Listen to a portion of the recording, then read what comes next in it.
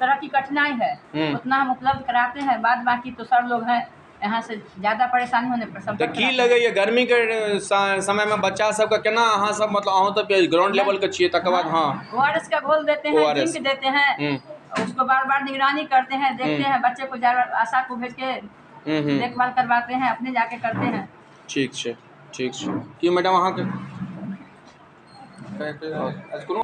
तो चलू की नाम भेलै मैडम अहाँके? श्यामा कुमारी है। तो की लगैए अखुनका गर्मी के टेम्परेचर में अहाँ सब तो ग्राउंड लेवल कार्यकर्ता छियै, जेना नहीं कहै छै इलेक्शन के टाइम में बूथ लेवल के कार्यकर्ता, तो अहाँ सब स्वास्थ्य विभाग के बूथ लेवल के कार्यकर्ता छियै, तो केना अखुनका गर्मी के टाइम में बच्चा के की सब जरूरत रहे छै जे चाही आ प्लस गर्मी पर आ प्लस अहाँके डिहाइड्रेशन, तो एहि सबमे की सब यूज करै छियै?